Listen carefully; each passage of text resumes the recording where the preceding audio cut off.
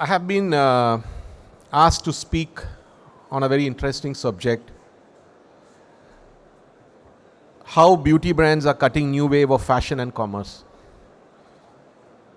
So obviously, when you look at the current landscape, particularly global and also the reflection strongly that is seen in the Indian context, I believe this is a very important subject to dwell upon. Primarily, you see beauty brands are actively shaping or driving new trends and innovations that bridge the world of fashion and business. And we have many examples to quote. The intersection of beauty and fashion is driving a transformative wave in commerce, fueled by innovative strategies, technological advancements, and evolving customer preference. I know for a fact that my colleagues in the fashion industry, apparel industry, whenever we pick up a little discussion, they talk about how beauty is eating into the share of the traditional fashion. And I think this is quite relevant, and this trend is catching up very strongly in India. And the biggest influencer, the huge influence of Gen Z in the beauty industry, millennials, Gen Z followed by Gen Alpha, are actually ghosting fashion for beauty. And we see these trends hugely popular in the Americas, followed by Middle East and Far East. But I can tell you that this trend is here to stay. So according to a recent Forbes article, Gen Z is ghosting the apparel industry. That was the title. It says, in the past year, the traditional spenders of trendy fashion, age group of 18 to 25, has had a faster decline of interest in apparel in comparison to other industries.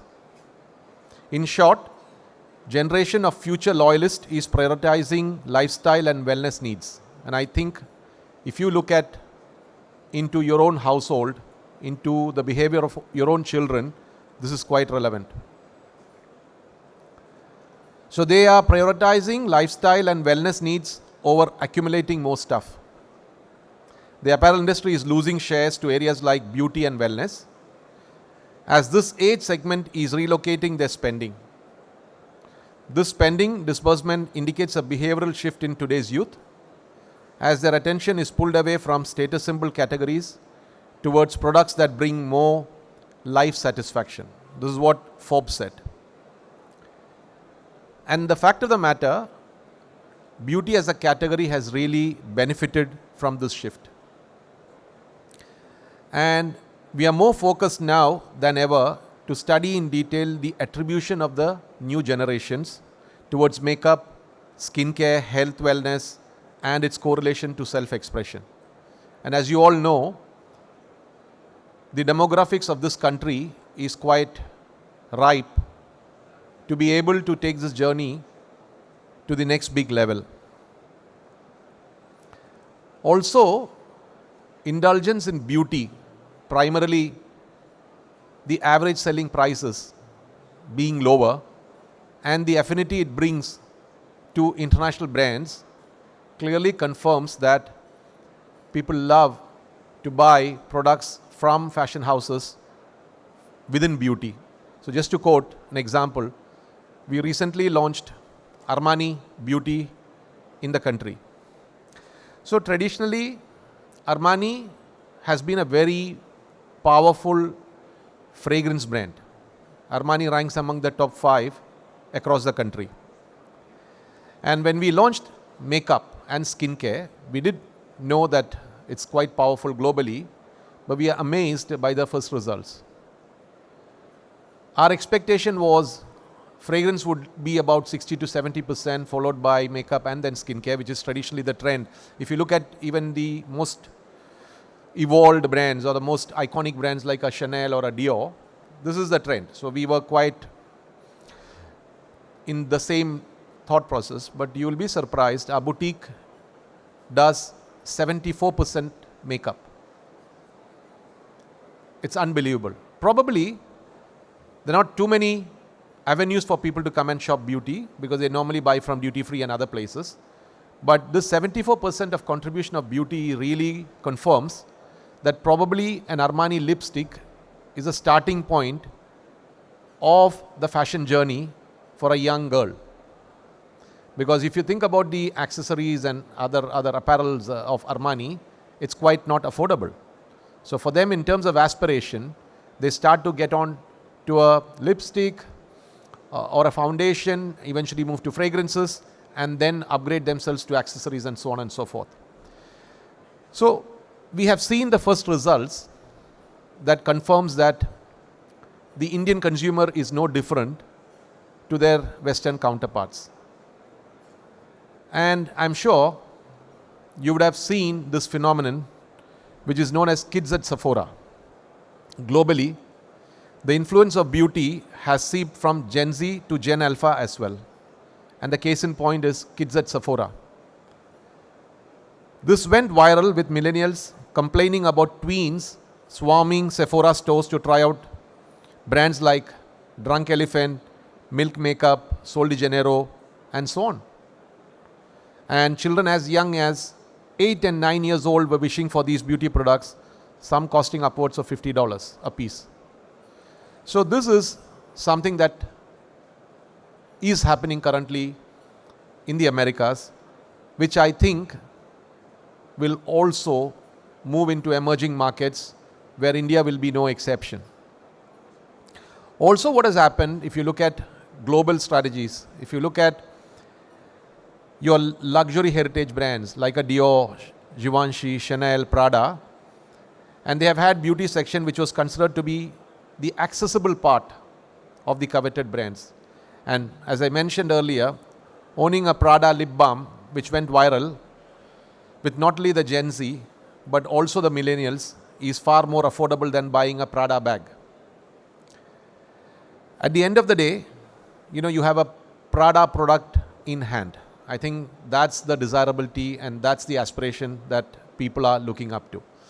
And when I quote Prada, we are quite proud at Shoppers Stop and Global SS Beauty brands to launch Prada makeup soon in Select City in Delhi.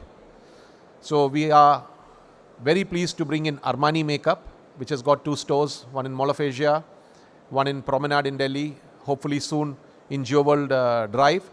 And the first Prada store is going to come up in Select. So the belief that we have had and the reality gives us a lot of confidence that this trend is going to make consumerism, is going to take consumerism to a big different level. The other important evolution I'm sure you would have seen is fashion embracing young people. The faces, the new faces are very, very young people. So for example, the 20-year-old Jenna Ortega for Dior, or the 22-year-old Emma Chamberlain for Prada, or for that matter, BTS for Gucci. This is a revolution. This signifies that even the traditional, couture brands are willing to relook. It's a bit of a compulsion if you ask me, because if you have to address to an audience that is the younger folks, you might as well connect with them with what they think is desirable. Well, I can go on and on many trends that are seen across the globe, but to quote few, in India, I'm sure you would have seen the collaboration that Sabya had with Estee Lauder. They brought in a range of new lipsticks and it became a instant hit across the globe. Statistics confirm that the consumers of this new lipstick, a large part of it were youngsters. If you think about Estee Lauder, it was not a young brand. But by doing this collab, they have really come back to address the desirability for the young ones. Similarly, Manish Malhotra had a collab with MyGlam.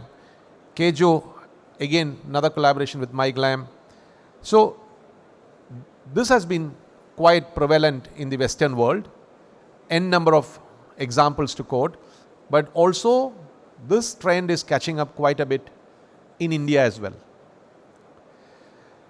And the fact of the matter is, every brand is investing, for example, in beauty charms. And these are multifunctional, like the cute orange fruit-inspired Innisfree lip balm holder, comeback charm, or Masaba's 3 lipstick holder pouch. Yeah, these are all attempts to be relevant to the Gen Z and the millennials.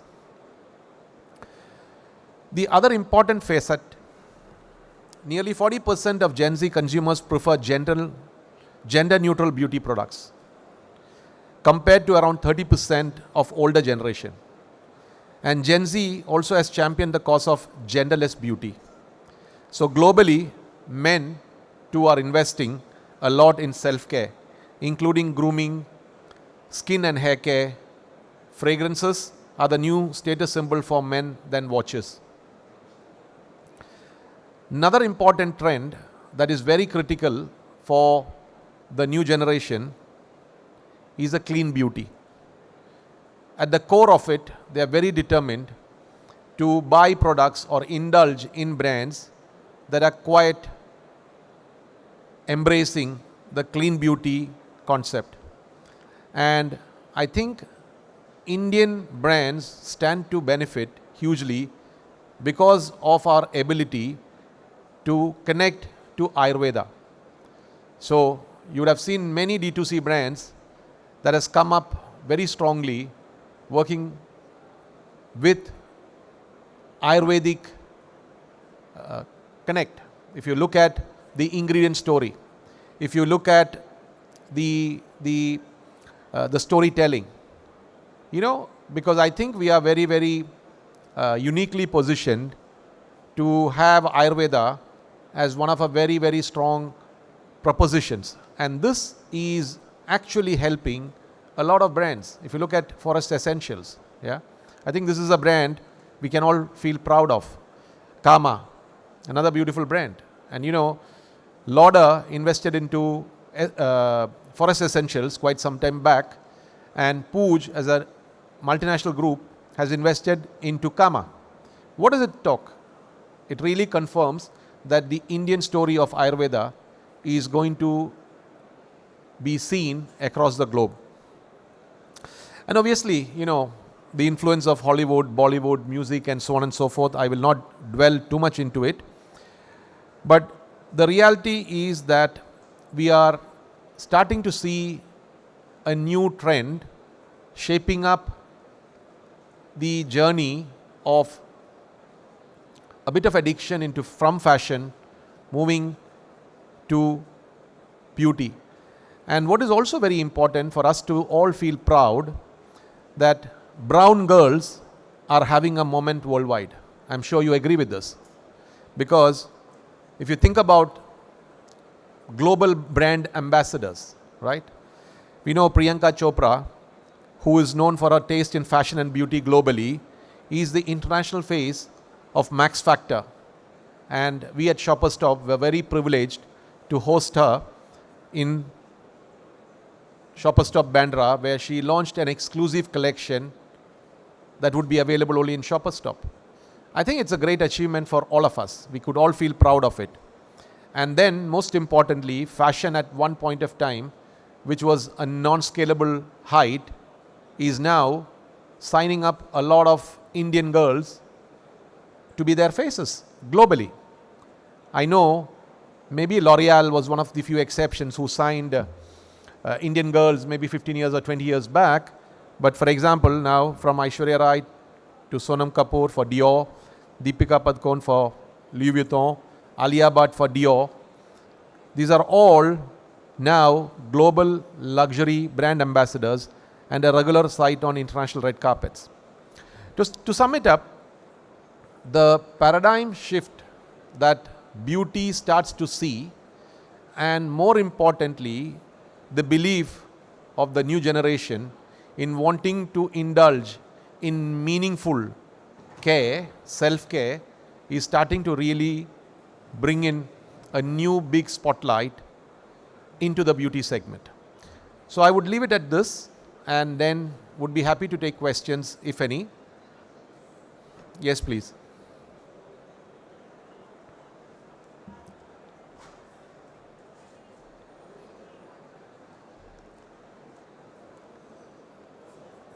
Can we have a mic here, please?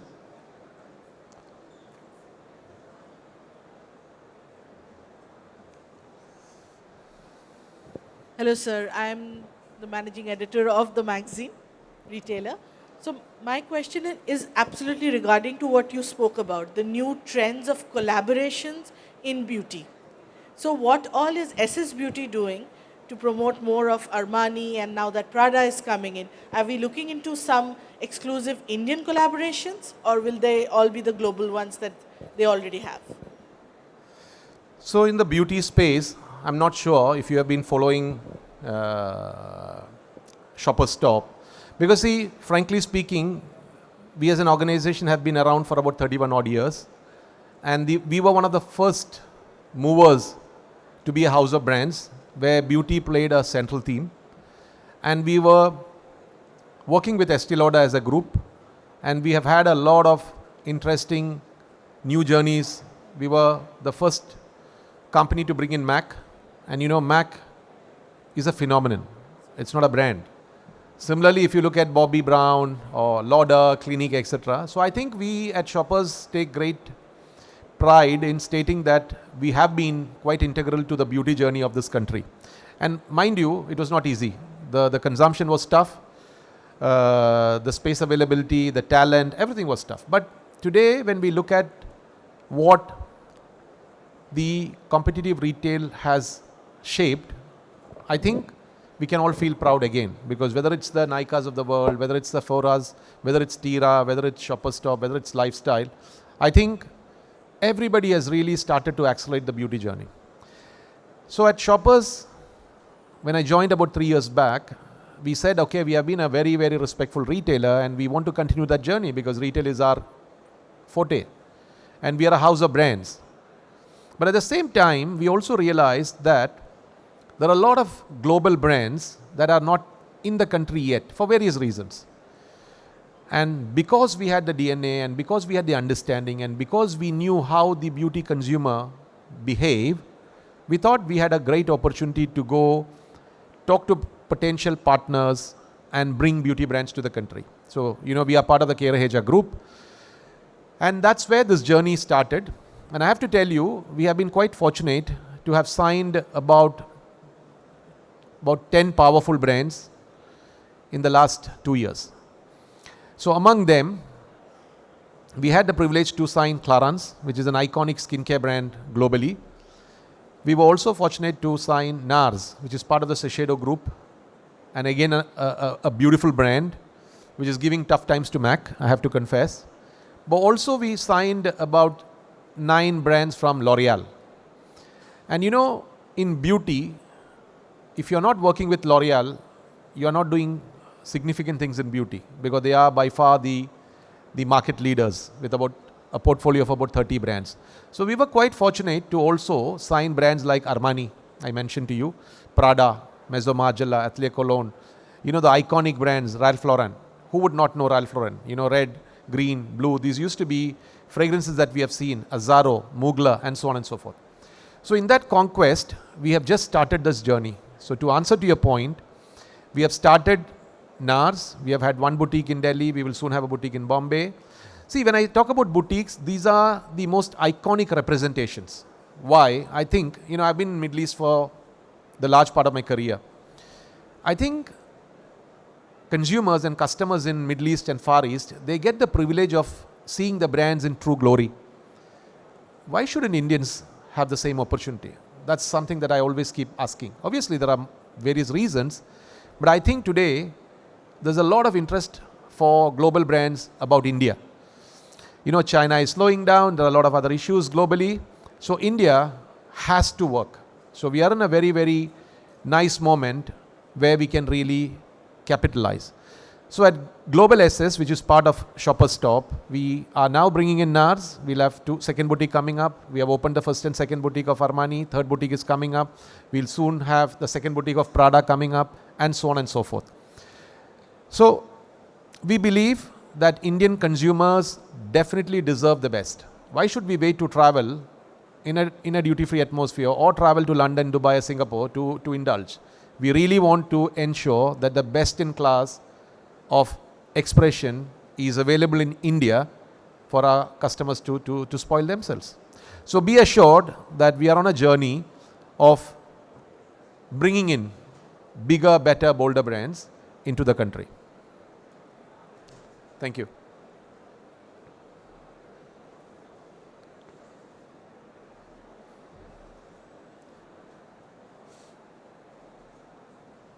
Hi sir, my name is Priyanka. I'm from AmpliSpot. We help brands into hyper-personalizing customer communications.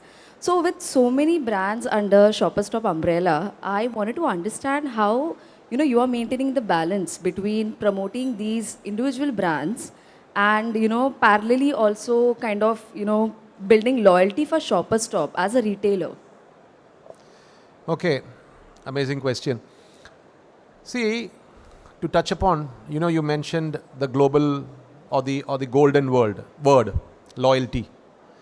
There was a time when people were really revolving around loyalty, and today loyalty is really fast eroding. With so much of information, I would say the overdose of information in social digital content space, people are getting confused big time. But I have to tell you, Shoppers Stop, I don't know if, I'm sure many people know, has got the most powerful loyalty program, which we call First Citizens Club. It's about a 30-year-old loyalty program. And we have about 11 million customers who are consuming heavily. That is actually the backbone of the Shoppers Stop loyalty. So that's the first part of it. To your question, at Shoppers, we believe, and this is also my personal belief, that engagement is at the core. Clearly, you have the best of the brands, which is available pretty much across multiple retail partners. But what is the differentiator? And I think this is where we try to be the champion of bringing engagement to its best. Whether it is a virtual try-on, whether it's a fragrance finder, whether it is a makeover masterclass, whether it's a fragrance discovery, whether it's a skincare clinic, workshop. We think that because we are a brick and mortar heavy company with about 130 odd stores in 50 odd cities, we are able to touch the lives of a lot of young boys and girls and also elderly men and women. And this is a journey, just to give you a reference. 2 years back, we said that we wanted to really focus on engagement. We took a target of about 100,000 and we did 450,000 engagements between makeovers, masterclasses, skin clinics and fragrance discovery. The second year, which is this year, we would touch approximately 1 million, last year. And this year, we are looking at doing about 1.2 million engagements. So to your point, we have been quite clear that this journey is focused on 3 pillars. And this is also my personal belief. The first, as I mentioned, is the best-in-class expression. I said, why should Indians not get the best-in-class expression? Why do we have to travel to London or Dubai to discover the true glory of the brands? So our desire, because we have recreated some of the most iconic boutiques for brands like MAC, like Bobbi Brown, Jo Malone and so on, We have already been in this journey and we want to continue this journey by bringing in best-in-class boutiques. And that's what I call expression. The second biggest, and I think when I look at the Middle East and the Far East, the biggest lack here is engagement coupled with education. Please understand that many elements of beauty is not a habit. And I think we shouldn't be ashamed to admit this, yeah? We all, if you think about it, have been using basics. But if we really have to move to the next big level, I think education is at the core of it. There is no dearth of money. There's no dearth of desire.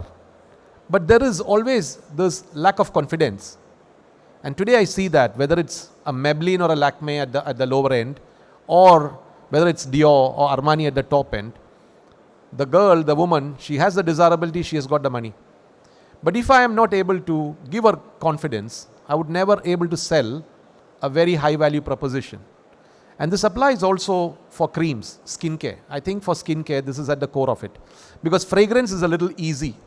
Because we are by virtue of our backgrounds quite understandable about the fragrance universe, and we quite there.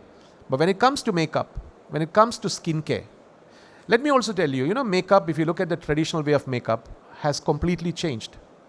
Today you have 1, 2, 3 products which is multifaceted, and that has to be a compulsion in the girl's bag. But in the past, it is completely different. Makeup is all about artistry. Yeah, and that's where I say that brands like MAC have led it with great finesse. If I look at the artists that exist in the country today, I can proudly say that MAC has probably got the best makeup artist in the country. And they thrive. Simply because a customer walking into MAC has got no compulsion to buy a product. She or he can get a free makeover, no compulsion to buy. I think this is something that we have been really able to propagate, give confidence, and engagement with education is really starting to transform our journey. So to your point, loyalty at the core of it, but loyalty is a very dynamic element. It's a moving piece. We really need to be sure and understand what the consumer needs as of today, because you can't take it for granted. Second, for us, the philosophy is very simple, and this applies across all facets of Shoppers Stop. But for us in beauty, clearly expression, world class, best. And I have to tell you, the new store, so by the way, we had opened a beauty store, I don't know how many of you know, which is the largest beauty store in the country, in Calcutta. Please pass by if you happen to be there. There's a mall by name Quest Mall. It's one of the luxury malls, a very premium upmarket mall. We have got 9,000 square feet pure beauty. The best of the brands represented in the most iconic way, with the topmost talent in terms of education and the best of engagement. Please pass by. Terminal 2 in Bangalore. When you pass by Terminal 2, you will not and you cannot miss. There's a SS Beauty store, a very compelling, beautiful facade, which has got the most iconic brands under one roof. These are all testimony to what we want to recreate. We have always had it, but we are on the journey to recreate and celebrate beauty as if we celebrate any festival. And I think with many retail partners coming in, having better, bigger, bolder expression is leading up to this philosophy of having best expression, world-in-class engagement, and the most sophisticated education. Are we on time? Do we have time to take 1 or 2 more questions? Yes, please. Hello. Namaskaram, sir. My name is Atira. Thank you for the talk. It was very insightful. So my question is, it's not entirely related to your talk, but as a person with so much insight into customer care, I wanted to ask you something regarding that. So as a girl from a small town who was happy with Maybelline, but now I consider my Anastasia mascara an essential, I find restocking. Do you think customer perception of service and customer care has taken a backseat in the industry Because as you said, there is no dearth of desire or of money or of customers essentially. So where do you think brands are placing customer perception of service? Because I have found myself increasingly frustrated with many brands. And how is Shoppers Stop trying to differentiate themselves in that aspect? Well, if I've understood the question, you're asking me how are we going to make the experiential journey more robust and make sure that it is available across the country, across different towns and so on and so forth. Yes, correct. Okay, great. So, as I mentioned, I'm not feeling extremely excited to say that we are a heavy brick and mortar company, because I think e-commerce is very, very critical as a matter of convenience. But, to be very honest, when I look at the premiumization journey, right? Buying and selling is obviously quite transactional. But I think at beauty, the crux of the matter is engagement, right? Repeat purchases can be quite transactional because people need to discover the product. If it's a lipstick, we talk about the shade, which is pretty much straightforward, yet not straightforward. Because there are many shades that wouldn't be so well represented in a universe of e-com. Second, for me, texture. You see, we talk about care. If you think about the prestige brands, what do they bring onto the table? They make sure that they have ingredients that take care of the lips. The suppleness of the lips is not lost. And I remember many years back, we used to have this debate, whether it is a matte lipstick, whether it's a liquid lipstick, a lip shine, and so on and so forth. But technically, I think as industry experts, we all have a responsibility to make sure that we produce products that do not damage. Because, if you think about it, you're putting these products on your face, which is the most sensitive part of your body, or you're putting these products on your body. I read an article recently which says that what you put on your body should be as good as what you can consume. But honestly speaking, I don't want to get into that little debate. If you look at many brands, many products, I suspect we have this confidence. I'm not too sure. Because sometimes we are hammered by social media, the influencer community, to believe in something that is probably not as true as they call out. We also look at brands. I'm not saying that all of them, but there are certain brands or some brands probably are not at that level. So for me, to come to your question, engagement is super critical for a couple of reasons. One, as I mentioned, the texture is very important. You look at creams. Why would you choose a cream over cream B? Because you should feel comfortable. You should be sure that it's not greasy, it's not oily, it's not leaving you that discomfort, right? Fundamentals, whether it's an FMCG product. Let's go, for example, if you talk about a moisturizer, it could be a basic moisturizer. It could be an FMCG, you have got tons of moisturizers. But you would pick up something that makes you feel comfortable, right? When you apply, it should be quick. It should not be greasy and oily. It leaves you with a very, very nice, supple feeling. So I think engagement is at the core of it. Whether it's a lipstick, whether it's a cream, whether it's a fragrance, but less for fragrances because deos and fragrance, it evaporates because of the alcohol. But for makeup and skincare, for us, this is super critical. And hence, as I said, we operate in about 51 cities in the country. We've got about 135 odd doors. If I put my boutiques, we are about 200 point of sale. So this is where we allow the customers to go, touch and feel and play with the products before they buy. And this is a bit which is at the core of Shoppers Stop journey in beauty. Yeah. All right, guys, thank you very much for your time. I was a bit disappointed when we started. There were not too many. I'm glad that the chairs are full. I hope I did justice to this subject. And I have to thank the organizers for having chosen this subject, because it is quite controversial in a way, because I think we are all so apparel heavy, and as an organization we are also apparel heavy. But because I deal with beauty, I'm a bit selfish to say that, okay, so be it. We will do the beauty journey in a more bolder way as we see. Yeah, thank you once again. Requesting ma'am to present a token of our appreciation and our gratitude to sir. Ladies and gentlemen, can we hear it from Mr. Kassim once again?